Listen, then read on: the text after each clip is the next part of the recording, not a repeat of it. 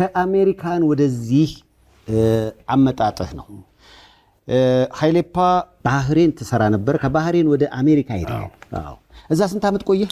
3 ከ3 ዓመት በኋላ ወላጅ አባትህን ለመጠየቅና አልበም ለመስራት መጣህና ከዚህ ወደ አሜሪካ መሄድ ሳትችል ቀረህ በጊዜው።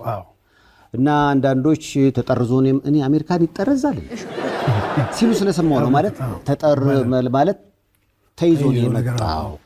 አንዳንዶች ደግሞ አይ ምናምን በግል ህይወቱ ያጋጠመው ነገር አለ። የተለያዩ አሜቶች ሲበዙብኝ ጊዜ እንደው ከ5 ዓመት በኋላ ደግሞ በሱ ጉዳይ ላይ ብናወራ ደስ ይለኛል። አንተስ? በደንብ በጣም ደስ የሚል ነገር ያውራ። ቆይ እስኪ የኔም የሷም የሆነ ሚቹዋል የሆነ ጓደኛ ከዛሬ 4 ዓመት በፊት እንደነገረኝ ሺዝ ሜሪድ እና የሁለት ልጆች እናት ነች። ስሟን መግለጽ እንትን እንዳይል ብዬ ነው።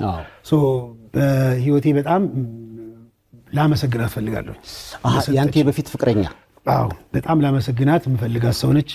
ሲስተምን ቀድማ ያሳወቀችኝ። የሚገርም ነገር በገባሁኝ እኔ በሁለተኛው ወር ሰው ተቀብያለሁኝ።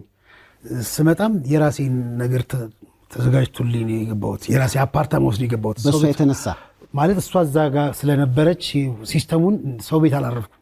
ሆቴልም አይደለም የራሴን ቤት ይዤ ነው የገባሁት ፊላደልፊያ ውስጥ ላይ። ሶ ሲስተሙን ቀድማ አሳይታኛለች። ሺ ኢዝ አ ቬሪ ካይንድ ፐርሰን። አመሰግናለሁ ልላት ፈልጋለሁ በዚህ አጋጣሚ። ያው ይገባሻልና ይገባሻል።